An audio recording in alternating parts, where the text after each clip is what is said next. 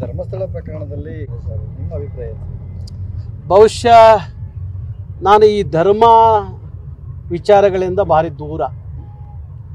ಯಾವುದು ತಪ್ಪು ಯಾವುದು ಸರಿ ಅನ್ನೋದು ಈಗ ಕಾನೂನಿನ ಅಡಿಯಲ್ಲಿ ತನಿಖೆ ನಡೀತಾ ಇದೆ.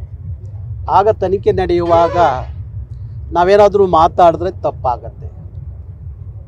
ಯಾವುದು ಸರಿ ಅಂತಲೂ ಹೇಳೋಂಗಿಲ್ಲ, ಸರಿ ಇಲ್ಲ ಹೇಳೋಂಗೂ ಇಲ್ಲ ತನಿಖೆ ನಡೆಯುವಾಗ.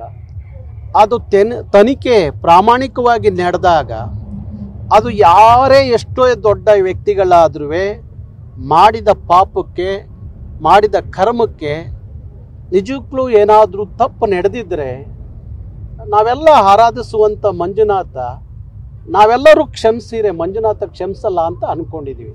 ಹಾಗಾಗಿ ಧಾರ್ಮಿಕವಾದಂಥ ದೇವಸ್ಥಾನಗಳು ಮತ್ತು ವಿಚಾರಗಳಲ್ಲಿ ಕರ್ನಾಟಕ ರಕ್ಷಣಾ ವೇದಿಕೆ ಮಾತಾಡಬಾರ್ದು ಅಂತ ಆವಾಗಲಿಂದಲೂ ನಮ್ಮ ತೀರ್ಮಾನ. ಹಾಗಾಗಿ ಅದರಿಂದ ನಾನು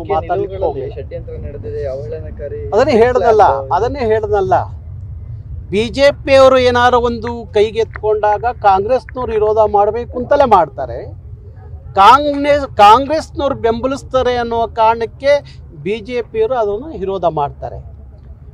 ಯಾವ ಧರ್ಮ ಸಂಸ್ಕಾರ ವಿಚಾರ ಭಾರತದೊಳಗಡೆ ಜಗತ್ತಿನಲ್ಲಿ ಯಾವ ದೇಶದಲ್ಲಿ ಇಲ್ಲದ್ದು ಧಾರ್ಮಿಕವಾದ ಚಿಂತನೆ ಸಂಸ್ಕೃತಿ ಸಂಸ್ಕಾರ ಅಂತ ಹೇಳುವ ಭಾರತದೊಳಗಡೆ ಪ್ರಪಂಚದಲ್ಲಿ ಎಲ್ಲೂ ಇಲ್ಲದಂಥ 9,000ಕ್ಕೂ ಹೆಚ್ಚು ರುದ್ರಾಶ್ರಮಗಳು ಜಗತ್ತಲ್ಲಿ ಎಲ್ಲೂ ಇಲ್ಲ, ಭಾರತದಲ್ಲಿದೆ.